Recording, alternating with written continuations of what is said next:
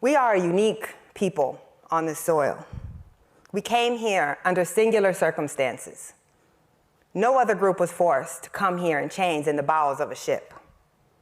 No other group was completely severed from their homeland, from their families, from their languages, from their culture, from their religion. But as sociologist Glenn Bracey wrote, out of the ashes of white denigration, we gave birth to ourselves. Those who were enslaved, who were treated not as human beings but as property, created ourselves a new culture here. Isolated both from our native lands and forcibly segregated from both mainstream white culture and from our home, we created what became really the only truly unique American culture that exists. You could say that those who were considered the least American have actually turned out to be the most. When the world hears quintessential American music, it is our voice that they hear. When they see the unique style and the avant-garde flair of Black Americans, this came from enslaved people's determination to exert our individuality in a system of chattel slavery that tried to take every sense of our humanity.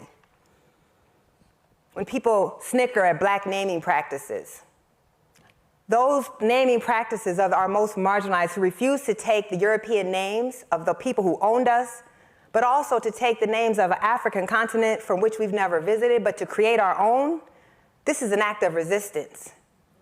It is not something for us to deride.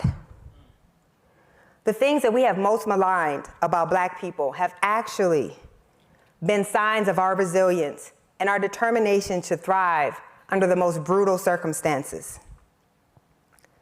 That Black people are very inconvenient to this country's narrative. In order to justify slavery and our original sin and the fact that we were not an exceptional nation, but one of many slave nations, we had to say that Black people were the problem. And we have spent 400 years studying the way that Black people are the problem. I would like to offer tonight in this 400th year, we need to stop thinking of Black people as the problem and start seeing us as a solution.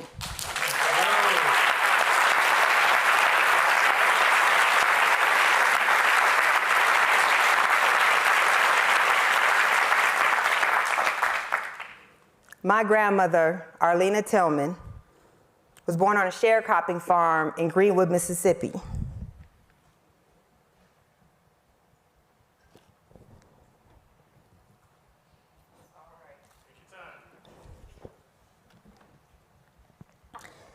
She spent most of her adult life under racial apartheid. She moved north thinking things were going to be better, but she didn't find a promised land there either. She never got to live her dreams.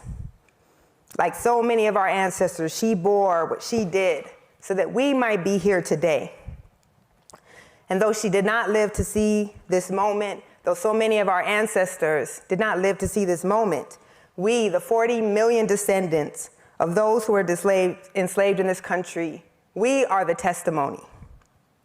This project is above all else an attempt to set the record straight.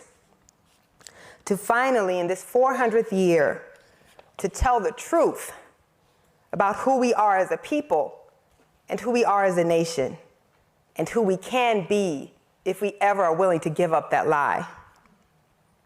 It is time to stop hiding our sins, but to confront them. And then in confronting them, it is time to make them right. I thank you all for coming and joining us tonight. And I hope that this is the place where we start. Thank you.